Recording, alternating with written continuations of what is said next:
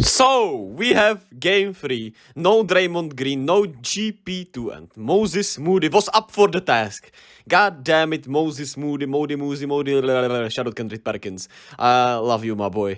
He stepped up, absolutely, and it was beautiful to see. Here's young Dante with the double dribble and the scoop to end the first quarter, as he finally got going after a pretty miserable first 2 games for him. And the Warriors were off to a pretty solid start, especially defensively. Here's the Aaron Fox on the pull-up though.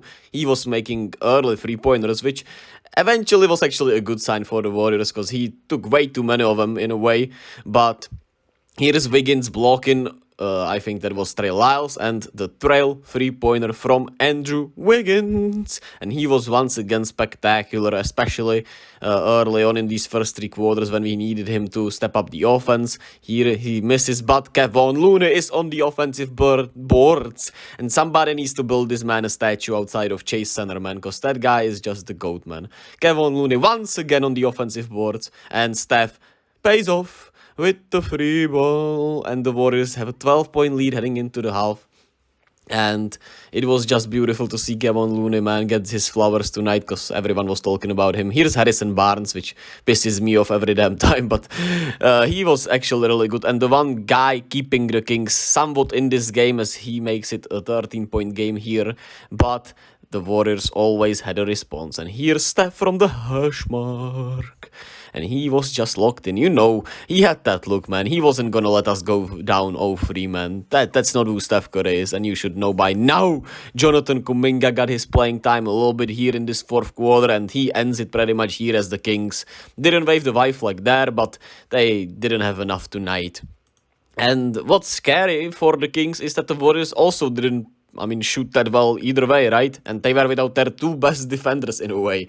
And they shut the Kings down somewhat. Of course, the Kings also missed a lot of wide open 3-pointers, which does not help. They also didn't get the favorable whistle that they got at home, which makes sense. Amen. Tonight, I think the whistle was actually pretty consistent, so I was happy about that. And I don't want to make this series about that, because I don't think the Kings are leading this series 2-0 because of the whistle. Yeah, they got a good whistle, of course, but the Warriors also just didn't execute in Sacramento, and I don't want to take anything away from the Kings. But the Warriors look, I still think they are the better team, to be quite frank with you, right? But, they could still lose this series. Who knows? But my prediction that the Warriors will win in 6, I'm pretty confident in it still. But they, of course, need to win a road game, so maybe I'm a dumbass. But tonight was a great game. Clay didn't even have it going. He got going a little bit late in this game in the 4th quarter when the game was over.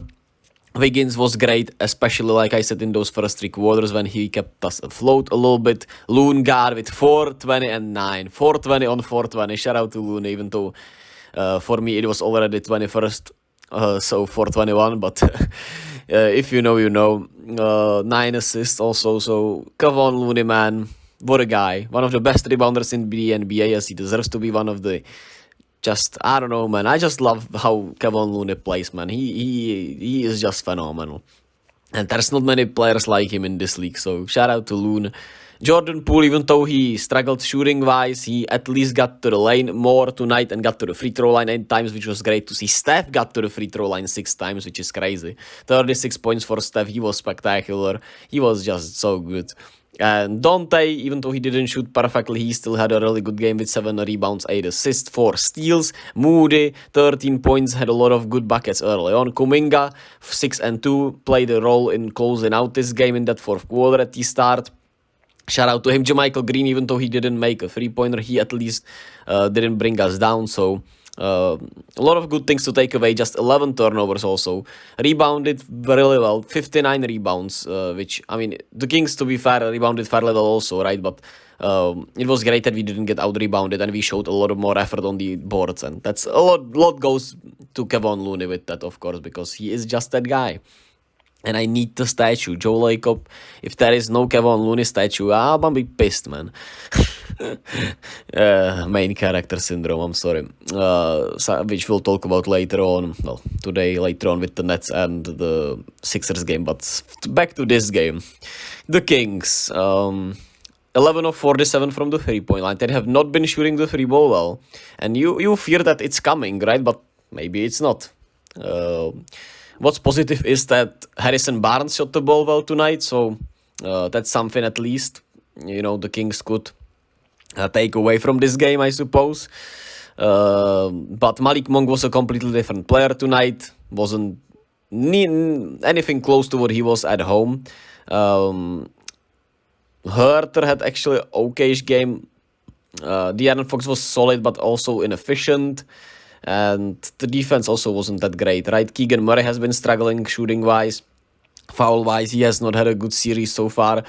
So, yeah. And the bench overall was just not good. I liked how Davion Mitchell played because he truly is one hell of a defender, right? So, it's not about the shooting overall, but you need him to make some shots, of course, also. But Malik Monk, Trey Lyles, Terence Davis, anyone who got minutes from the bench just wasn't good enough today.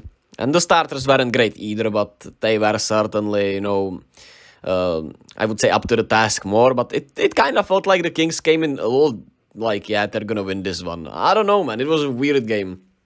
I didn't feel enough, of course, urgency because they are up 2-0. And I didn't feel enough just fight in tonight's game from the Kings, right? It felt like they just kind of came in, hey, if we win this one, good. If we don't, also, it's all right, since we already won the first two games. Even though I don't think they had that approach, right? They wouldn't ever have that approach overall, but it just kind of felt like it, which is weird, but maybe I'm just looking too much into it. But we'll see if they shoot better.